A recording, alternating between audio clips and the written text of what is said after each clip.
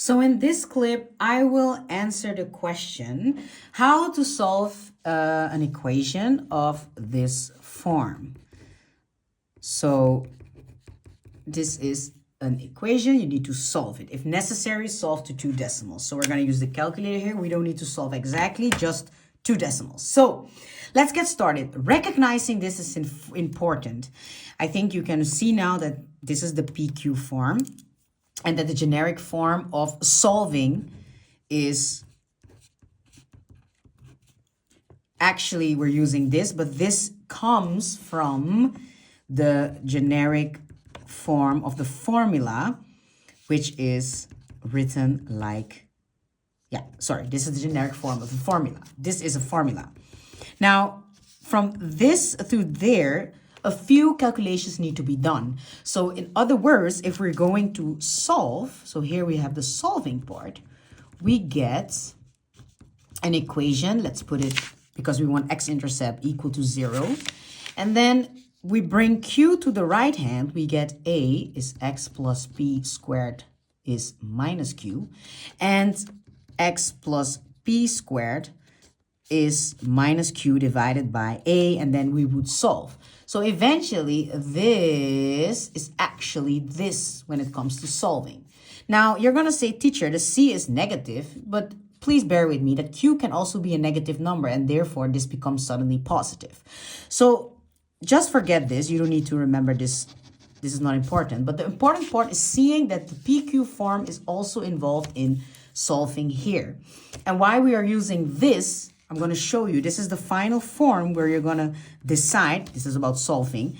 If c is less than 0, you have no solution, so 0 solutions. If c is 0, you have 1 solution. And if c is more than 0, you have 2 solutions. But first, it needs to be in this form before you can decide these 3. So let's just start solving. Even if you don't know much about this, it's not a problem. We solve.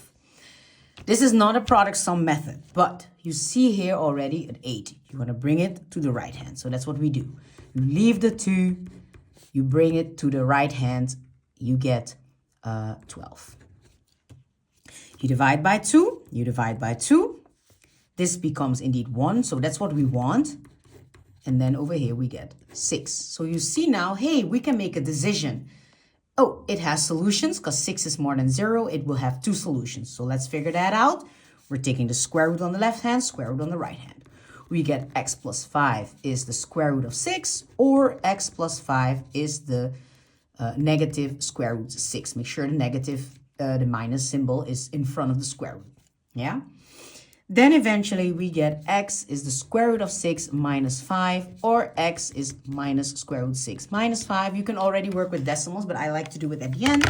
So let's figure that out. The square root of 6 minus 5 is minus 2.550 dot dot dot. You round to 2 decimals, 2.56.